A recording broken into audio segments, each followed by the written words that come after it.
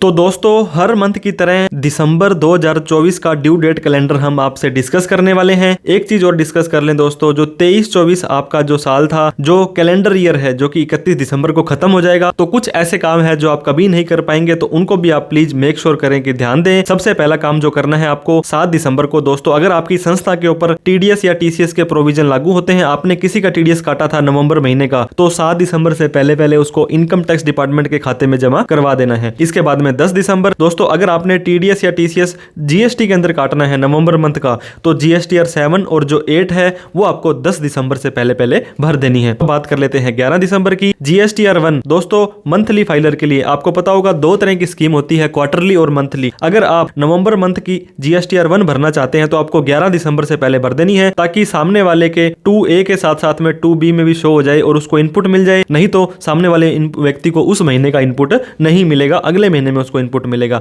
अब 13 तारीख सेम दोस्तों, अगर आप QRMP की स्कीम के अंदर हैं, क्वार्टरली रिटर्न मंथली पेमेंट, और सामने वाला व्यक्ति कहता है मुझे तो इसी महीने ही मेरा इनपुट अपने बुक्स ऑफ अकाउंट में चाहिए, तो आप जीएसटीआर 1 तो 3 महीने बाद भरेंगे, लेकिन IFF जो नवंबर महीने का दोस्तों इनवॉइस फर्निशिंग फैसिलिटी है, उसको आपने भर देना है 13 दिसंबर 2024 से पहले दोस्तों। फ्री आधार अपडेट, बहुत बार आधार कार्ड वाले अपने आप को अपडेट करते रहते हैं। अब आधार कार्ड पहला 14 जुलाई तक इनका फ्री था दोस्तों, अब इसको 14 दिसंबर तक कर दिया है। इसके अंदर क्या करना है, इसके ऊपर हमने ऑलरेडी डिटेल में एक वीडियो बना रखी है कि आप बाद में आपका आधार इनएक्टिव या इस तरह का होल्ड पर ना चला जाए, आप अपने आधार को फ्री के अंदर अपडेट कर सकते हैं। लॉगिन करने के बाद में कोई भी आईडी वहां को आपको अपडेट करनी है, ताकि आपका आधार फ्री के अंदर 14 दिसंबर से पहले अपडेट करवा लें, नहीं तो इसके चार्ज 50 रुपए देने पड़ सकते हैं। 15 दिसंबर एडवांस टैक्स दोस्तों, सरकार जो कहती है कि आप कमाई करते हैं अभी और हमें टैक्स देते हैं जुलाई तक, तो कहते हैं कि 10,000 रुपए से ज्यादा अगर आपने कमाई कर ली है, मतलब आपका टैक्स बनता है 10,000 रुपए से ज्यादा का अगले साल का, जो आपका साल चल रहा है वो खत्म होने से पहले ही। तो सरकार कहती है 3-3 महीने में हमें एडवांस टैक्स दे दो। तो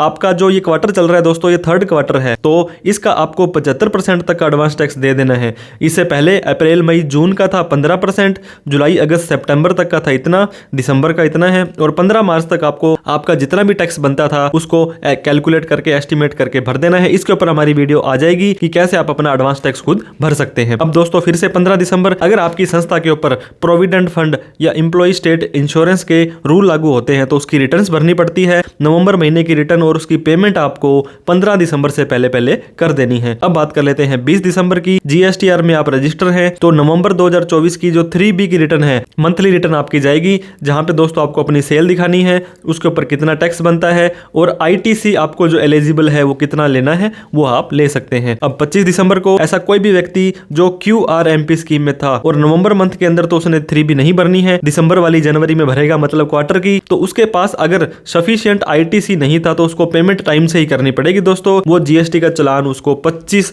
दिसंबर से पहले भर देना है। QRMP वाला ऐसा व्यक्ति जिसका इनपुट पर्याप्त नहीं था, नहीं तो उसको ब्याज देना पड़ सकता है। इसके बाद 30 दिसंबर 2024 को टीडीएस की पेमेंट 26QB, 26QC, 26QD, इनको नवंबर 2024 मंथ का कोई पे करना है, तो 30 दिसंबर से पहले दोस्तों आपको इसको पे कर देना है। 31 दिसंबर सबसे इंपॉर्टेंट डेट दिसंबर महीने की दोस्तों, आपको पता होगा जो हमारा फाइनेंशियल ईयर 1/4/2023 से लेकर के 31/3/2024 है, ये हमारा फाइनेंशियल ईयर हो जाता है 23-24। इसका असेसमेंट ईयर 24-25 होता है। अभी तक अपने अपनी ITR नहीं भरी है तो बी लेटेड ITR भर सकते हैं। किसी भी तरह का कोई टीडीएस कटा था तो आपका रिफंड आ जाएगा। इस तारीख के बाद आप अपनी ITR तो भर पाएंगे लेकिन रिफंड नहीं ले पाएंगे। पहले रिटर्न भर दी थी, उसको चेंज करना चाहते हैं, रिवाइज करना चाहते हैं, तो वो भी आप कर सकते हैं। तो जितने भी कॉर्पोरेट, नॉन कॉर्पोरेट, कितने भी एंटिटी, सारे के सारे जिन व्यक्तियों का पैन कार्ड बना है 31 दिसंबर 2024 से पहले असेसमेंट ईयर 24-25 की बी लेटेड ITR आप भर सकते हैं। इसके अलावा एक और एनुअल रिटर्न दोस्तों, जीएसटी के अंदर अगर आप रजिस्टर्ड हैं, और यहाँ पे आपको पता होगा 2 तरह की स्कीम होती है, एक आपकी कंपोजिशन होती है और एक आपकी रेगुलर होती है।